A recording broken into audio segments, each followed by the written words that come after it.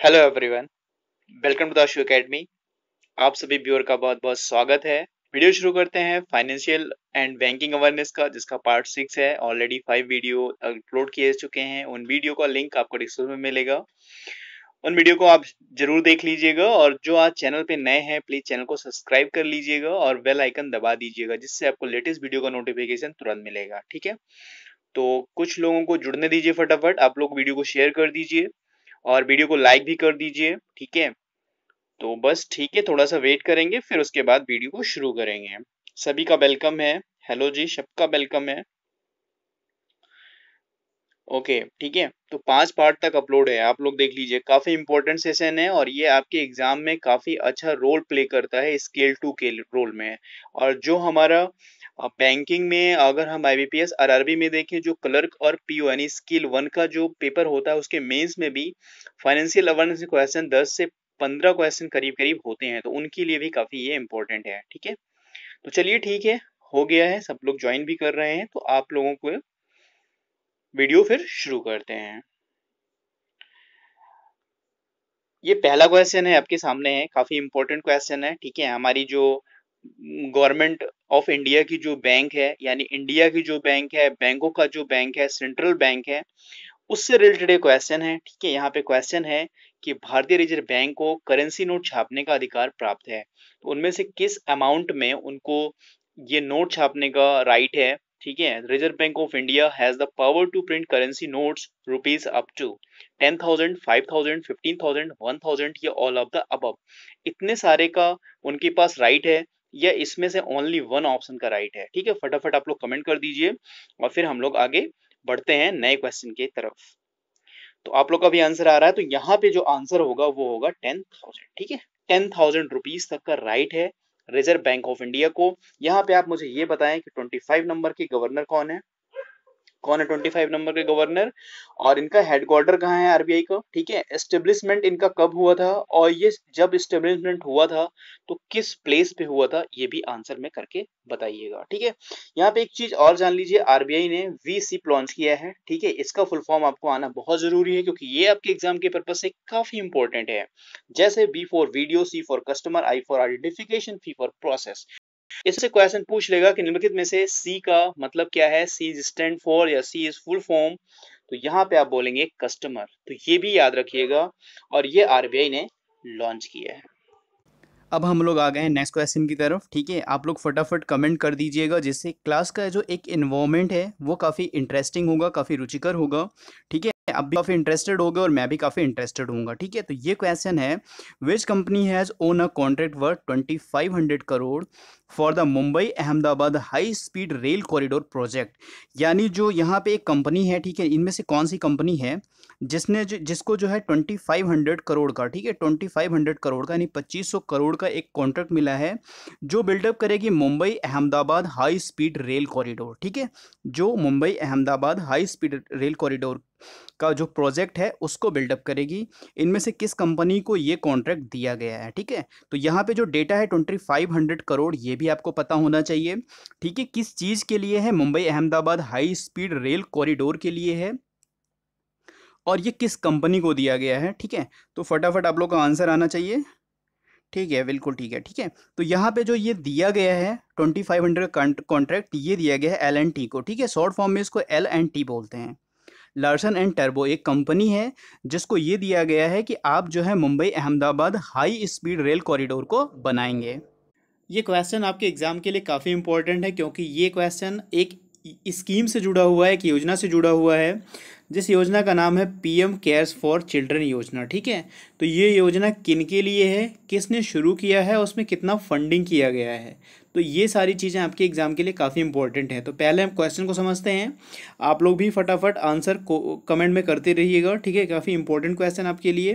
तो यहाँ पे हम बात करेंगे, प्रधानमंत्री नरेंद्र मोदी ने कोविड के कारण अनाथ बच्चों के लिए पीएम केयर्स फॉर चिल्ड्रन योजना के तहत कितने लाख रुपए पीएम केयर्स फंड की घोषणा की है। ठीक है, पीएम केयर्स फंड पहले बना दिया गया है, तो उसमें से कितने रुपए का फंड इन्होंने इस स्कीम के लिए दिया गया है, जिस स्कीम का नाम है प्रधानमंत्री, ठीक है, केयर्स फॉर चिल्ड्रन योजना, जिनको बोलते हैं PMCCY। इसका फुल फॉर्म भी आप लोग याद रखिएगा, प्रधानमंत्री केयर्स फॉर चिल्ड्रन योजना। तो इनके लिए जो है कितने फंड की अनाउंसमेंट की गई है, ठीक है। तो यहाँ पे आपका आंसर आना चाहिए।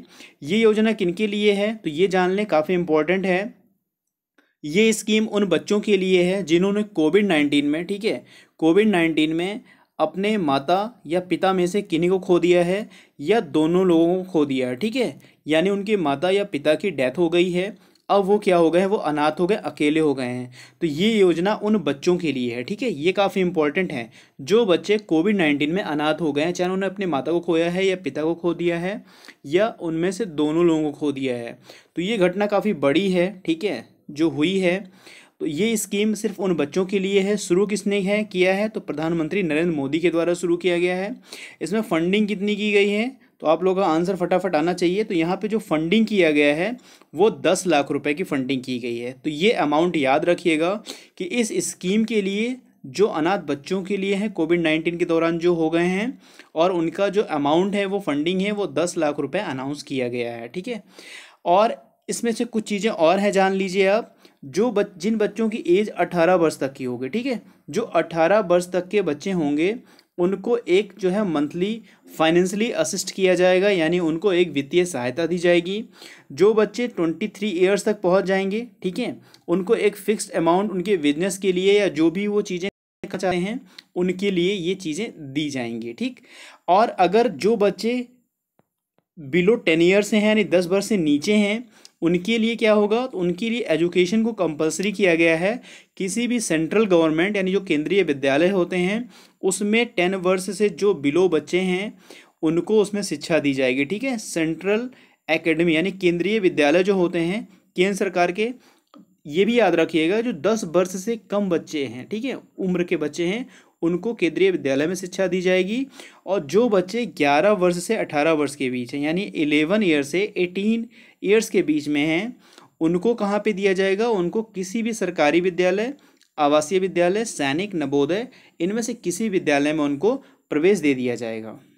यहाँ पर बच्चों के एजुकेशन की बात हो गई, ठीक है, कि जो बच्चे 10 ईयर से कम है उनको केंद्रीय विद्यालय में, जो बच्चे 11 से 18 के बीच में हैं उनको किसी भी सरकारी, आवासीय, नवोदय, सैनिक विद्यालय में उनको एजुकेशन के लिए भेज दिया जाएगा, उनको एजुकेशन किया जाएगा। यहाँ पे एक चीज़ें और ऐड की गई हैं कि उनको स्वास्थ्य बीमा दिया जाएगा, ठीक है, उनको मतलब एक इंश्योरेंस दिया जाएगा जो कितने तक का होगा तो ये भी अमाउंट आपको याद रखना है, 5 लाख तक का, ठीक है। 5 लाख तक का उनको एक स्वास्थ्य बीमा प्रोवाइड कराया जाएगा। और ये बीमा किस योजना के तहत उनको दिया जाएगा तो वो भी दिया जाएगा आयुष्मान भारत योजना के द्वारा, ठीक है। आयुष्मान भारत योजना के द्वारा ये बीमा उनको किया जाएगा, 5 लाख का उनका बीमा होगा, ठीक है। तो इतनी चीज़ें काफ़ी इंपॉर्टेंट थी। तो यहाँ पे जो फंड की अनाउंसमेंट की गई है वो की गई है 10 लाख, ठीक है, 10 लाख की फ़ंड की अनाउंसमेंट की गई है। तो काफ़ी इंपॉर्टेंट है, तो ये योजना आप लोग याद रखिएगा। यहाँ पर आरबीआई के द्वारा एक शिवम सहकारी बैंक है जिसका लाइसेंस रद्द कर दिया गया है। तो यह बैंक किस शहर में स्थित है, ठीक है, आप लोगों का आंसर फटाफट आना चाहिए। किस शहर में यह बैंक स्थित है जिसका नाम है शिवम सहकारी बैंक? क्या वो मुंबई का बैंक है, पुणे का, नागपुर का, सतारा का या कोल्हापुर का? ठीक है, तो ये बैंक जो है वो है कोल्हापुर का बैंक है। और कोल्हापुर किस राज्य में है तो कोल्हापुर है महाराष्ट्र में, ठीक है। ये कोल्हापुर कहाँ पे है, महाराष्ट्र में। यहाँ पे काफ़ी चीज़ें हैं, मैं आपको बता भी चुका हूँ। जैसे जो बैंक शेड्यूल कॉमर्शियल बैंक होते हैं, ठीक है, शेड्यूल कॉमर्शियल बैंक जो होते हैं वो कहाँ पे मेंशन्ड होते हैं तो मैंने आपको बताया था कि जो आरबीआई का सेकंड शेड्यूल है, ठीक है, सेकंड शेड्यूल में जितने भी शेड्यूल कॉमर्शियल बैंक हैं वहाँ पे पंजीकृत हैं, यानी वहाँ पे मेंशन है, नाम उनके लिखे हुए हैं। तो यहाँ पे मैंने आपको बताया था कि अभी हाल ही में सबसे पहले 6 बैंकों को उस लिस्ट से बाहर कर दिया गया, आरबीआई के सेकंड शेड्यूल से बाहर कर दिया गया है, ठीक है। क्यों कर दिया गया है, क्योंकि इन 6 बैंकों का किन्हीं न किन्हीं बैंक में मर्जर हो गया, ठीक है। अगर आप में से किसी को भी इन 6 बैंकों का नाम पता हो जो एक दूसरे में मर्जर है तो उनका कमेंट में नाम ज़रूर फटाफट लिख दीजिएगा, क्योंकि ये भी क्वेश्चन आपके एग्जाम से रिलेटेड है। और ये मैच द फॉलोइंग या किसी भी तरीके से आपसे पूछे जा सकते हैं कि कौन से बैंक किस में मर्ज हुए हैं। तो अगर आपको याद है कि कौन से 6 बैंक, ठीक है, जो आरबीआई के सेकंड शेड्यूल से बाहर कर दिए गए हैं, किस में मर्ज हुए हैं तो इनका कमेंट कर दीजिए।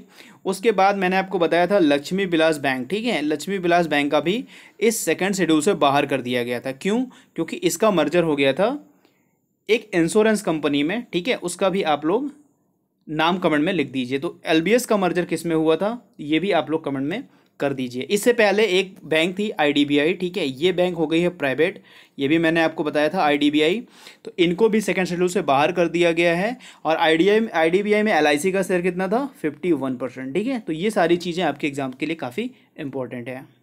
यहाँ हम बात कर रहे हैं कि किस कंपनी के द्वारा बिग बास्केट क्या है, एक ऑनलाइन ग्रोसरी शॉप है, ठीक है, ऑनलाइन ग्रोसरी शॉप है कि अगर आपको गुड्स चाहिए या कुछ आपको ग्रोसरी टाइप की चाहिए तो आप यहाँ से बुक करके मंगा सकते हैं। तो ग्रोसरी शॉप जो है बिग बास्केट, इसमें 64% की जो हिस्सेदारी है, ठीक है, जो उनकी स्टेक है, तो इनमें से कौन सी कंपनी 64% स्टेक ले रही है, काफ़ी बड़ा स्टेक है किस कंपनी में, बिग बास्केट में। तो क्या वो रिलायंस डिजिटल है, रिलायंस ट्रेंड है, टाटा डिजिटल है, टाटा पावर है, बिग बाजार है, ठीक है। तो यहाँ पे आपका आंसर क्या होगा, फटाफट आप लोग कमेंट करते रहिए, ठीक है, क्लास को काफ़ी इंटरेस्टिंग बनाते रहिए, तो जितना कमेंट आप लोग करते रहेंगे उतना मज़ा आने वाला है आपके इस सेशन में, ठीक है। काफ़ी इंपॉर्टेंट क्वेश्चन को भी शामिल किया गया है।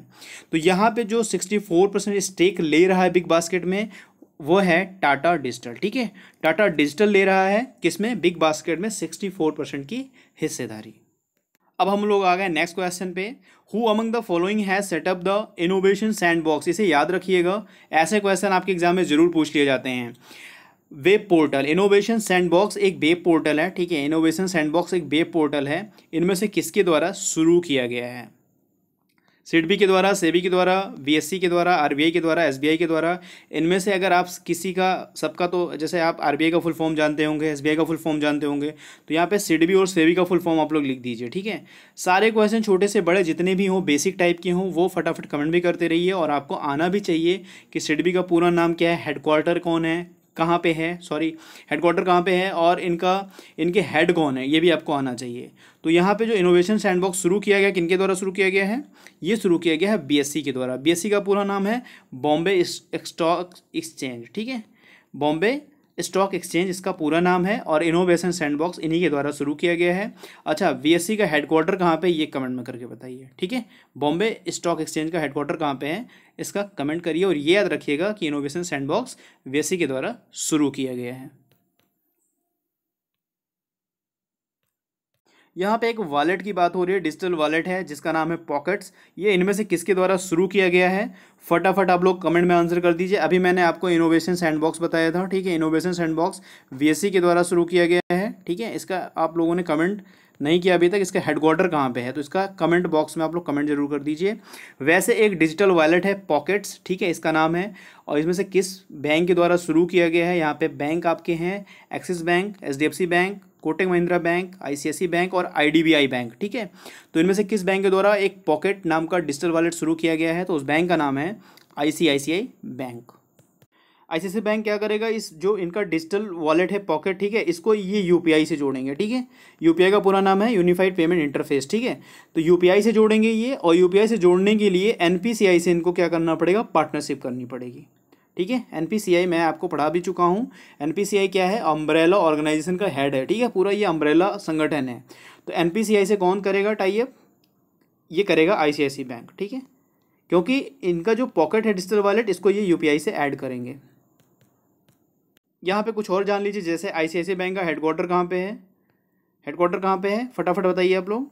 हेडक्वार्टर है इनका मुंबई में, ठीक है, मुंबई में इनका हेडक्वार्टर है। और इसके एमडी और सीईओ कौन है, इसके एमडी और सीईओ हैं संदीप बख्शी, ठीक है, संदीप बख्शी इसके एमडी सीईओ हैं। और इसकी टैगलाइन क्या है, हम है ना ख्याल आपका, ठीक है, हम है ना ख्याल आपका इसकी टैगलाइन है। तो इन चीज़ों को भी आपको जानना बहुत ज़रूरी है। यहाँ पर क्वेश्चन में बात हो रही है SBI card payment and services, ठीक है। एसबीआई तो एक तो बैंक है, ठीक है, यहाँ पे एसबीआई के, ऐसा नहीं कि एसबीआई ही एक कंपनी है, एसबीआई की काफ़ी कंपनियां हैं, जैसे एसबीआई एक बैंक है, एसबीआई का इंश्योरेंस अलग कंपनी है, ठीक है, SBI card and payment services अलग है। तो इस तरह के एसबीआई के कई सारी कंपनियां हैं बैंक उन्हीं का, एसबीआई का ही, एसबीआई के ही नाम से है। तो यहाँ पे जो क्वेश्चन पूछा जा रहा है, who has been appointed as a MD and CEO, ठीक है, यानी managing director and chief executive officer यानी सीईओ, जो एसबीआई का कार्ड एंड पेमेंट सर्विसेज है, इसके एमडी और सीईओ कौन बनाए गए हैं, फटाफट आप लोग कमेंट में आंसर कर दीजिए, ठीक है। एसबीआई की ही एक ये कंपनी है जो कार्ड की कंपनी, जो कार्ड प्रोवाइड करती है आप लोगों को। तो यहाँ पे कौन है, तो यहाँ पे जो इसके एमडी और सीईओ हैं वो हैं राम मोहन राव आमरा, ठीक है, यहाँ पर जो एमडी और सीईओ हैं राम मोहन राव आमरा। यहाँ पर बात एक कार्ड की हो रही है, ठीक है, कार्ड की हो रही है, तो अभी हाल ही में आरबीआई के द्वारा, ठीक है, आप लोगों ने सुना होगा, आरबीआई के द्वारा जो है जो मास्टर कार्ड है, ठीक है, मास्टर कार्ड है। आप भारत में भी काफ़ी कंपनियां हैं कार्डों की, जैसे मास्टर कार्ड है, वीज़ा कार्ड है, और भारत का अपना है रुपे कार्ड, ठीक है, भारत का अपना एक रुपे कार्ड है। अच्छा, रुपे कार्ड की बात हो रही है तो आप ये बताइए कमेंट में करके कि अभी भारत ने हाल ही में किस देश के साथ जो है, ठीक है, वो रुपे कार्ड लॉन्च किया है, ठीक है, किस देश के साथ रुपे कार्ड लॉन्च किया है, और अभी हाल ही में जो है भीम शुरू किया है किस देश के साथ, ठीक है, ये दोनों चीज़ें आप बताइए कमेंट में करके, किसके साथ रुपे कार्ड शुरू किया है और किस देश के साथ भीम जो है यूपीआई शुरू किया है। तो यहाँ पे आरबीआई ने जो है मास्टर कार्ड को, जो मास्टर कार्ड एशिया पैसिफिक करके है, ठीक है, तो इसको बैन कर दिया है। अब ये 22 जुलाई से, ठीक है, ये कार्ड अब किसी भी न्यू कस्टमर को प्रोवाइड नहीं किया जाएगा, ठीक है, ध्यान से समझिए इस क्वेश्चन को। हमने आपको बताया कि जो मास्टर कार्ड है, ठीक है, मास्टर कार्ड है, इसको आरबीआई के द्वारा बैन किया गया है, ठीक है, पहली चीज़ मैंने आपको बताई है कि आरबीआई के द्वारा बैन कर दिया गया है। क्यों बैन किया गया है उसका एक रीज़न है, अभी मैं बताता हूँ आपको। तो ये मास्टर कार्ड अब 22 जुलाई से, ठीक है, 22 जुलाई से अब इंडिया में किसी भी कस्टमर को प्रोवाइड नहीं किया जाएगा, टोटली बैन कर दिया गया है, ठीक है। बैन क्यों किया गया है ये भी जान लीजिए कि आरबीआई ने ये कहा था, जितने भी कार्ड कंपनियां, जैसे यहाँ पे वीज़ा है, मैंने आपको बताया, भारत का अपना रुपे कार्ड है, ये भी मैंने बताया, तो जो बाहर की कंपनियां हैं, तो आरबीआई ने कहा था कि जो डेटा है कस्टमर का, जैसे आप जाते हैं कार्ड लेकर किसी भी शॉप से आप पेमेंट करते हैं, ठीक है, तो वहाँ पर जो मशीन होती है, POS, point of sale machine होती है, उसमें अपना कार्ड लगाते हैं, आपका डेटा वहाँ पर रहता है। तो आरबीआई ने ये कहा था कि जो मास्टर कार्ड, जो आपका डेटा है ना, वो इंडिया में ही रहना चाहिए, इंडिया में सुरक्षित रहना चाहिए, बाहर नहीं जाना चाहिए, ठीक है। तो इसका इन्होंने वायलेशन किया, उल्लंघन किया है मास्टर कार्ड ने, कि डेटा जो है इंडिया में नहीं पहुंचाया जा रहा था, भारत में इसको सेव नहीं किया जा रहा था, तो इसकी वजह से आरबीआई ने ये इनिशिएटिव लिया है, ठीक है। अब यहाँ पे दूसरी एक बात समझिए, अगर आप ये कहें कि जो आउटर इंडिया पेमेंट करता हो मास्टर कार्ड से, उसके लिए भी आरबीआई ने ये कहा था, स्पेसिफिक टाइम दिया था कि जो डेटा इंडिया के बाहर यूज किया जा रहा है, ठीक है, आउट ऑफ इंडिया यूज किया जा रहा है, उसको विद इन टाइम इंडिया में उसकी डेटा को लाके स्टोर कर दिया जाना चाहिए, ठीक है। समझिए बात को। बात ये कह रहा है कि आरबीआई ने ये कहा था कि जो मास्टर कार्ड से बाहर पेमेंट करते हैं, बाहर कंट्री में पेमेंट करते हैं, तो वहाँ का जो डेटा है वो विद इन एक समय, जो उनका एग्जैक्ट टाइम दिया गया है, उस टाइम के अंदर इंडिया में उस डेटा को लाकर सेव कर दिया जाना चाहिए, बाहर इस डेटा को नहीं सेव करना चाहिए। तो इसका मास्टर कार्ड ने वायलेशन किया था, जिससे जो है आरबीआई ने अब बैन कर दिया है। तो ये डेट भी याद रखिएगा कि 22 जुलाई से अब किसी भी न्यू कस्टमर को मास्टर कार्ड इशू नहीं किया जाएगा, और जो पहले से मतलब जो लोगों के पास पहले से कार्ड हैं वो इनवैलिड नहीं होंगे, वो कार्ड सब जैसे हैं वैसे चलते रहेंगे, क्योंकि इनको जो है कार्ड को अपना नेटवर्क तो होता ही होता है, और जिस ये पीओएस का इस्तेमाल करते हैं, पॉइंट ऑफ सेल का, तो ये उनके नेटवर्क से इनका पेमेंट हो जाता है, ठीक है। आई थिंक आपको ये सारे क्वेश्चन अच्छे से समझ में आ गए हैं। Which of the following Indian economist was given the Princess of Asturias Award 2021, Spain's top award in the social science category, ठीक है। अभी भारतीय अर्थशास्त्री को प्रिंसेस ऑफ ऑस्ट्रेलियस अवार्ड दिया गया है। इनमें से किस भारतीय अर्थशास्त्री को दिया गया है? जो स्पेन का सबसे शीर्ष पुरस्कार है, यानी पहला पुरस्कार है, सबसे बड़ा पुरस्कार है स्पेन का, तो वो किसको दिया गया इनमें से? और जो दिया गया है वो भी सामाजिक विज्ञान की श्रेणी में दिया गया है, ठीक है। तो फटाफट आप लोग कमेंट में कर दिए। अमृत सेन को दिया गया है, डॉक्टर मनमोहन राव को दिया गया है, मनमोहन सिंह को दिया गया है, रघुराम राजन, या सभी को दिया गया है एक साथ, क्योंकि ये स्पेन का एक शीर्ष पुरस्कार है, स्पेन का शीर्ष पुरस्कार है। और ये कैटेगरी में चूंकि अर्थशास्त्री को दिया गया है तो जरूरी नहीं कि इकोनॉमिस्ट में ही दिया गया, उन्होंने सामाजिक विज्ञान श्रेणी में ऑस्ट्रेलियस अवार्ड पाया है। तो यहाँ पे जो आंसर होगा वो होगा अमर्त्य सेन, ठीक है। काफ़ी इंपॉर्टेंट ये भी है। अमर्त्य सेन को जो है नोबेल पुरस्कार भी दिया चुका है, ठीक है, इकोनॉमिक्स में, ठीक है। इकोनॉमिक्स में नोबेल पुरस्कार किसको? अमर्त्य सेन को दिया गया है। कब दिया गया था? 1998 में, ठीक है। 1998 में अमर्त्य सेन को नोबेल पुरस्कार दिया गया था, वो भी वेलफेयर इकोनॉमिक्स के लिए, ठीक है, वेलफेयर इकोनॉमिक्स में दिया गया था, कल्याणकारी अर्थशास्त्र के लिए दिया गया था। 1998 में नोबेल पुरस्कार दिया गया था। A robot has been developed by the students of KLE technical university, ठीक है, एक KLE टेक्निकल यूनिवर्सिटी है, ठीक है। ये भी कमेंट करिएगा ये यूनिवर्सिटी किस कंट्री में है और कहाँ पे है, ठीक है, किस कंट्री में है और किस स्टेट में है, ये भी आप बताइएगा, ठीक है, यानी किस स्टेट में, ये भी बता दीजिए, क्योंकि ये है इंडिया की, ठीक है, भारत की है। तो ये भारत की है यूनिवर्सिटी, तो ये किस स्टेट में है ये आप कमेंट में करके बताइएगा। तो अभी केएलई टेक्नोलॉजी यूनिवर्सिटी के द्वारा, ठीक है, वहाँ के छात्रों के द्वारा एक ग्राहकों की सहायता के लिए, ठीक है, यानी जो हमारे कस्टमर होंगे उनके असिस्टेंस के लिए एक रोबोट बनाया गया है, ठीक है। उस रोबोट का क्या नाम है? क्वेश्चन आपको समझ में आ गया? उस रोबोट का क्या नाम है? रोबोट का नाम रानी है, माया है, भारत है, बैंक ही है या विकास है, ठीक है, क्योंकि सारे नाम एक दूसरे से मिलते जुलते हैं। तो इस रोबोट का क्या नाम है यहाँ पे आपको आंसर करना है। और केएलई यूनिवर्सिटी जो इंडिया की है, ठीक है, टेक्निकल यूनिवर्सिटी है, ये किस स्टेट में है? ये रोबोट क्या करेगा? जो कस्टमर होंगे बैंक के उनको असिस्ट करेगा, चाहे उनके अकाउंट को ओपन के लिए या जिनके अकाउंट ओपन हैं, ठीक है, उनके जो भी और प्रॉब्लम्स हैं, जिन जिन चीज़ों के लिए असिस्ट किया जाएगा उनको कमांड दी जाएगी, उन सारी चीज़ों में उनके लिए बेनिफिशियल होगा। तो यहाँ पे जो रोबोट का नाम है वो माया नाम है, याद रख लीजिएगा। माया रोबोट है जो बैंकों में ग्राहकों की सहायता करेगा, ठीक है। ये विकसित किया गया है केएलई टेक्नोलॉजी यूनिवर्सिटी के छात्रों के द्वारा, ठीक है। और ये यूनिवर्सिटी कहाँ पे है? यूनिवर्सिटी है हुबली कर्नाटक में, ठीक है, हुबली कर्नाटक में है। तो ये ध्यान रखिएगा, कर्नाटक यूनिवर्सिटी के छात्रों के द्वारा एक माया नाम का रोबोट डेवलप किया गया है जो बैंकों में ग्राहकों की सहायता करेंगे। Which of the following has now become the first small finance bank, ठीक है। देखिए, पहला अगर कोई क्वेश्चन पूछा जाता है कि पहला बन गया इंडिया में, ठीक है, या कोई बहुत सारे इंपॉर्टेंट चीज़ें हैं वो काफ़ी इंपॉर्टेंट हो जाता है आपके एग्जाम के लिए। तो पहला स्मॉल फाइनेंस बैंक बना है किसके लिए? जो एनआरआई खाता खोलेगा, ठीक है, यानी एनआरआई खाता खोलने का एक प्रोसेस शुरू करेगा। तो इनमें से कौन सा बैंक ऐसा सुविधा देने वाला पहला स्मॉल फाइनेंस बैंक बना है, ठीक है, ये याद रखिएगा। ये बात कर रहा है स्मॉल फाइनेंशियल बैंक की, ठीक है, स्मॉल फाइनेंशियल बैंक की बात कर रहा है कि जो एनआरआई अकाउंट ओपन करने का एक प्रोसेस शुरू करेगा। तो इनमें से बहुत सारे ऑप्शन आपके सामने हैं, जनलक्ष्मी है, उज्जवल है, ठीक है, उज्जीवन है, इक्विटास है, फिनकेयर है और सर्वोदय स्मॉल फाइनेंस बैंक है। तो सारे स्मॉल फाइनेंस बैंक हैं। तो इनमें से किसके द्वारा शुरू किया गया है? आप लोग को ऐसे एक बार पढ़ लिया करिए, फिर समझने के बाद कमेंट में आंसर फटाफट कर दिया करिए, ठीक है। तो यहाँ पे जो शुरू किया गया है पहला स्मॉल फाइनेंस बैंक है वो है इक्विटास, ठीक है। Equitas small finance bank is a right answer, ठीक है। काफ़ी लोगों ने अच्छा आंसर किया है क्योंकि इसी बैंक के द्वारा एनआरआई अकाउंट ओपन करने के लिए एक प्रोसेस शुरू कर दिया गया है। बात हो रही है इक्विटास स्मॉल फाइनेंस बैंक की, ठीक है। तो इसके एमडी और सीईओ कौन है? वासुदेवन पीएन, ठीक है, वासुदेवन पीएन इसके एमडी और सीईओ हैं। हेडक्वार्टर कहाँ पे है? चेन्नई में इसका हेडक्वार्टर है, ठीक है। और ये कब एस्टेब्लिश किया गया था? 2016 में। ये भी डेट याद रखिए, कभी आपसे क्वेश्चन पूछ लिया जाएगा कि इक्विटास स्मॉल फाइनेंस बैंक कब अस्तित्व में आया था या कब इसकी स्थापना की गई थी, कब इसका एस्टेब्लिशमेंट किया गया था, तो आप वहाँ पे आंसर करेंगे 2016 में, ठीक है। ये क्वेश्चन पूछा जा सकता है बिल्कुल, क्योंकि छोटे क्वेश्चन भी, इजी क्वेश्चन भी, मॉडरेट भी और टफ भी क्वेश्चन पूछे जाते हैं। इसलिए आपको, जैसे ये फर्स्ट स्मॉल फाइनेंस बैंक बन गया है एनआरआई खाता ओपन करने के लिए, तो आपको ये तो बिल्कुल पता होना चाहिए। तो ये भी पता होना चाहिए कि 2016 में स्मॉल फाइनेंस बैंक जो इक्विटाइज करके है वो आया हुआ है।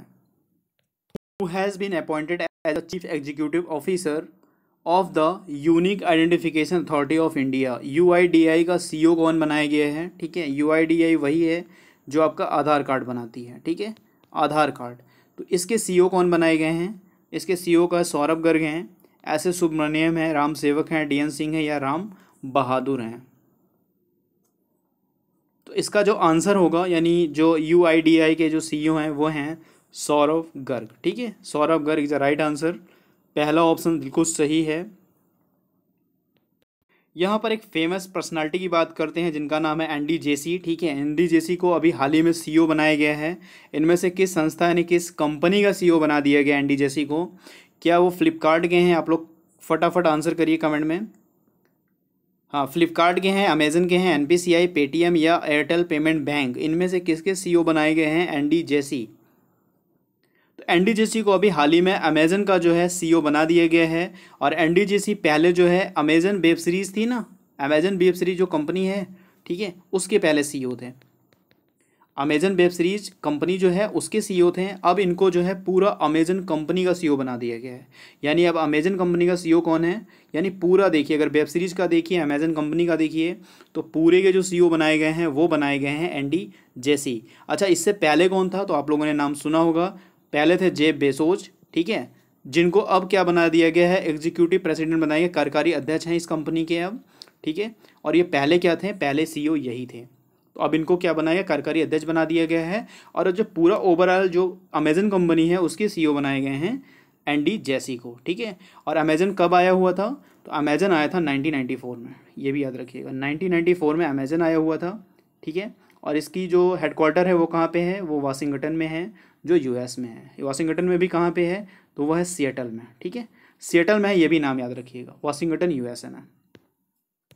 यहाँ पर बात हो रही है एनपीसीआई की, ठीक है। एनपीसीआई ने अभी एनयूई की स्थापना की है, ठीक है, एनयूई की स्थापना की है।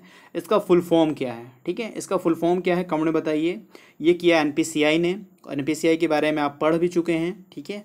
जितना आपको जानना है एनपीसीआई के बारे में सारी जानकारी आपके पास है। इसने अभी हाल ही में एक एनयूई की स्थापना की है। इसमें से उसका फुल फॉर्म क्या है, फुल फॉर्म क्या है, फटाफट कमेंट करिए। तो उसका फुल फॉर्म है new umbrella entities, new umbrella entities, option C इसका बिल्कुल राइट आंसर है। तो यहाँ पे आप लोग एक बार नहीं, दो बार नहीं, तीन बार, कई बार इसे लर्न कर लें, बार बार लिख लें, ठीक है।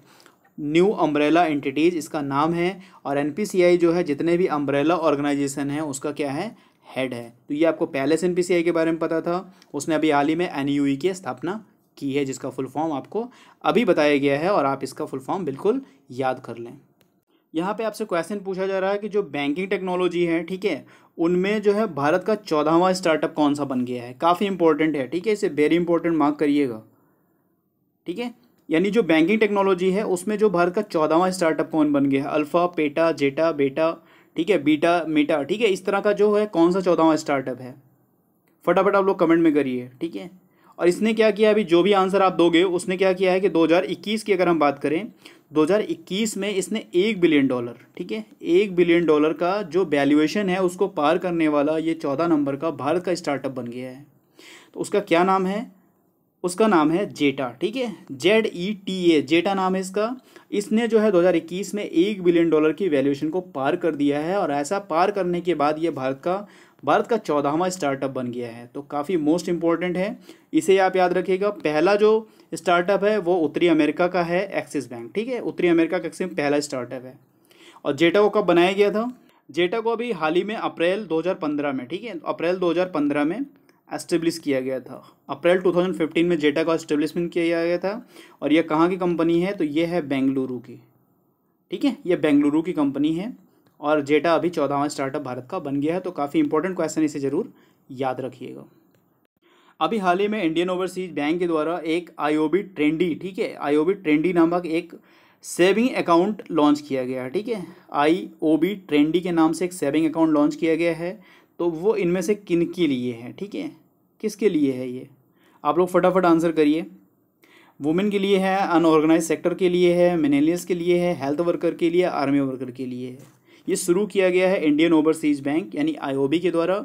और ये किन के लिए है, आईओबी ट्रेंडी एक सेविंग अकाउंट, वो है फॉर मिलेनियल्स के लिए, ठीक है। यहाँ पे आंसर होगा सी फॉर मिलेनियल्स।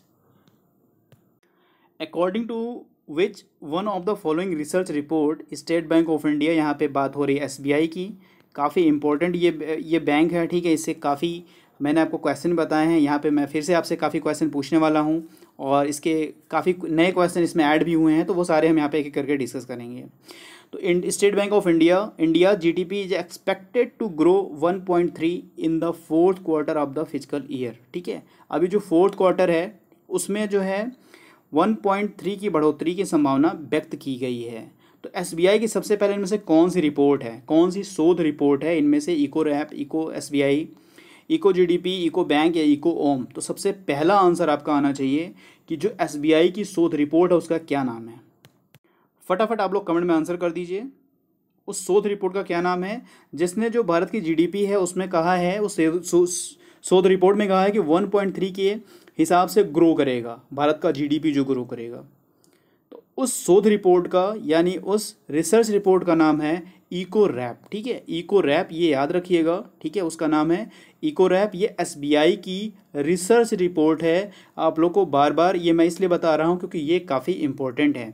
इसने जो है इस बार का अनुमान जो भी फोर्थ क्वार्टर में अनुमान लगाया है 1.3 की, उससे ज़्यादा इंपॉर्टेंट है इसने जो है पूरे फाइनेंशियल ईयर में अब जो ग्रो होने की बात किया है वो है 7.3 के परसेंट के हिस्से, मतलब इस रेट से ग्रो करेगा भारत का जीडीपी पूरे फाइनेंशियल ईयर में। ये इन्हीं की शोध रिपोर्ट के अनुसार है, ठीक है। जो एसबीआई की शोध रिपोर्ट है इको रैप, उन्हीं के अनुसार जो पूरा फाइनेंशियल ईयर है इस बार का, उसमें जो ग्रो करेगा भारत का जीडीपी वो 7.3 के अनुसार करेगा। यहाँ पर एक बात आप लोग को और जान लेनी है एसबीआई के बारे में, ठीक है। यहाँ पर टोटल जो कंट्री हैं 25 कंट्री पूरे वर्ल्ड में हैं, मतलब पूरे देश में 25 देश हैं, ठीक है। पूरे देश में 25 देश ऐसे हैं जिन्होंने अपनी क्या किया है, जीडीपी नंबर जारी किया है, ठीक है। जीडीपी नंबर जारी कर दिया है। टोटल 25 देश हैं पूरे विश्व में, उनमें से भारत का स्थान कैवा है जिसने अपना जीडीपी नंबर जारी किया है, ठीक है।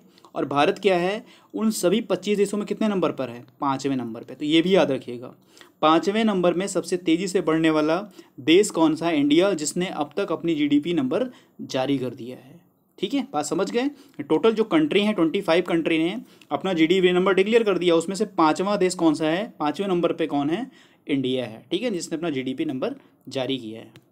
बाकी चीज़ें आप लोग को याद होंगी कि एसबीआई के अध्यक्ष कौन है, दिनेश कुमार खारा, ठीक है। हेडक्वार्टर मुंबई में है। एस्टेब्लिश इसका 1 जुलाई 1955 को हुआ था, ठीक है। 1 जुलाई 1955 को इसका एस्टेब्लिशमेंट हुआ था, ये आपको पता होगा। लेकिन यहाँ पे सबसे इंपॉर्टेंट चीज़ है 1 जुलाई को इनका स्थापना दिवस मनाया जाता है।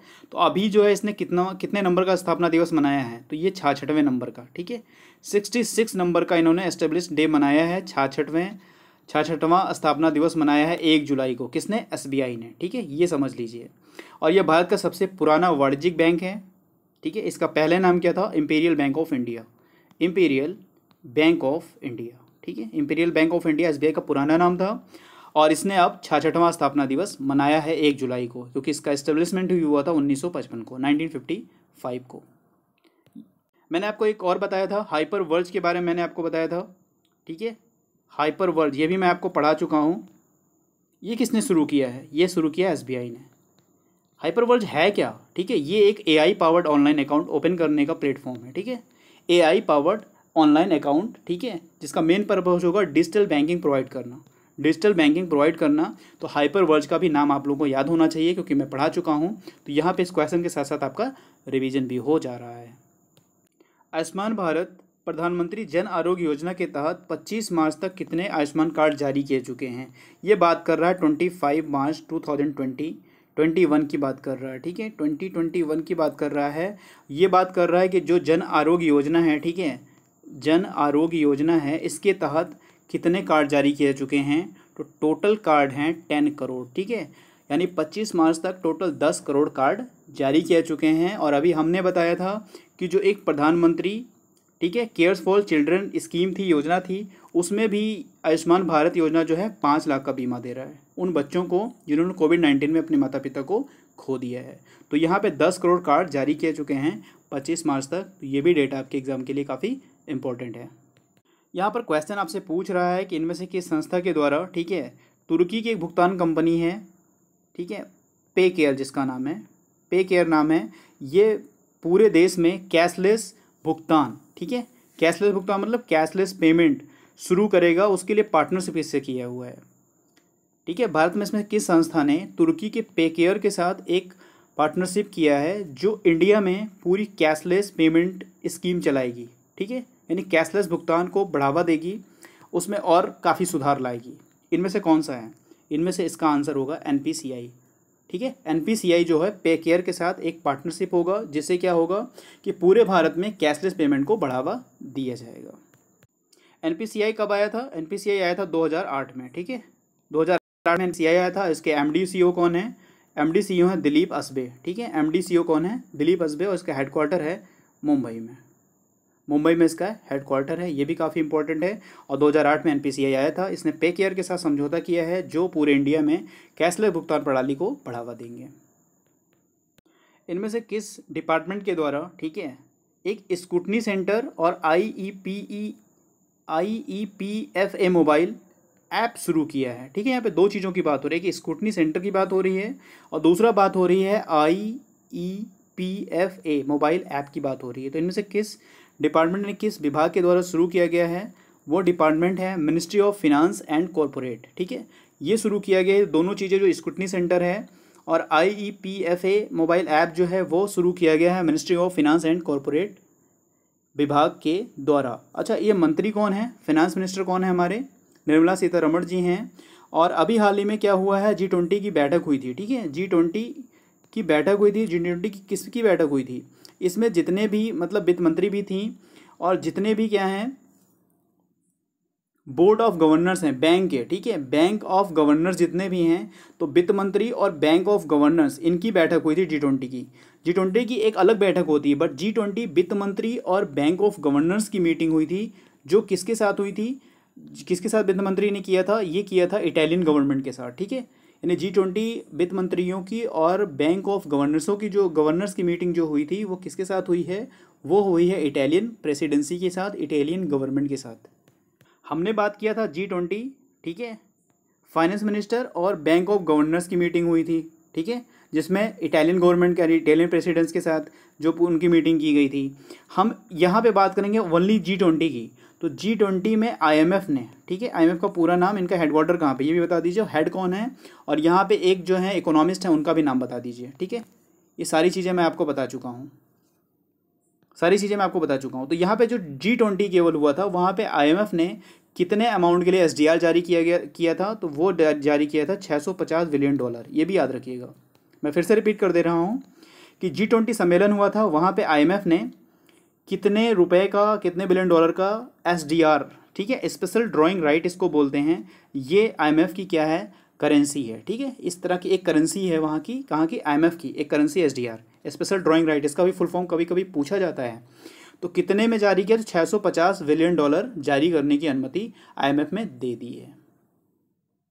और G20 में IMF ने एक अनाउंसमेंट और किया था, IMF ने एक अनाउंसमेंट और किया था, उसने कहा था कि जो वैक्सीनेशन है, ठीक है, तो 2021 की अगर हम बात करें तो 2021 में 40%, इसके अंत तक 40% वैक्सीनेशन का कार्यक्रम हम लोग पूरा कर लेंगे, IMF ने कहा था, ठीक है, 2021 के अंत तक।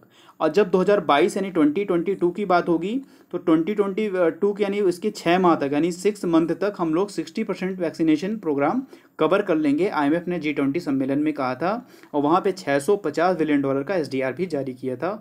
SDR IMF की करेंसी है। यहाँ पे IMF का हेडक्वार्टर बता दीजिए, इसके हेड कौन है, वहाँ पे एक भारतीय मूल के अर्थशास्त्री हैं, इकोनॉमिस्ट हैं, उनका क्या नाम है, ये भी आप कमेंट बताइए, क्योंकि मैं आपको ये सारी चीज़ें पढ़ा चुका हूँ, यहाँ पे इस क्वेश्चन से रिलेटेड है, इसलिए मैं आपका रिवीजन करा रहा हूँ। प्रश्न पूछा जा रहा है कि जो प्रोविडेंट फंड है, ठीक है, उस पर जो ब्याज है उसको मुक्त रखने के संबंध में जो अधिकतम वार्षिक योगदान है उसकी सीमा को बढ़ाकर कर दिया गया है, ठीक है। तो यहाँ पे जो मैक्सिमम एनुअल कंट्रीब्यूशन बढ़ाया गया है वो बढ़ाया गया है 5 लाख रुपए, ठीक है। तो इसका आंसर होगा 5 लाख तक भविष्य निधि पर ब्याज को मुक्त रखने के संबंध में बढ़ा दिया गया है। तो बस आज के सेशन में इतने सारे क्वेश्चन आपके लिए शामिल किए गए थे, ठीक है। कोई क्वेश्चन आपको पूछना है या कुछ और समझना है आपको, तो आप लोग फटाफट कमेंट करते रहिए, मैं आपका कमेंट पढ़ रहा हूँ और आपको आंसर भी कर सकता हूँ, ठीक है। अगर आपको सब कुछ समझ में आ गया हो तो एक बार आप लोग थैंक यू लिख दीजिए, ऐसे लिख दीजिए कि सर सबको समझ में आ गया है, ठीक है। हम लोग सेशन को वाइंड अप करेंगे और फिर मिलेंगे नेक्स्ट सेशन में, ठीक है। आप लोगों की कोई क्वेरी नहीं है,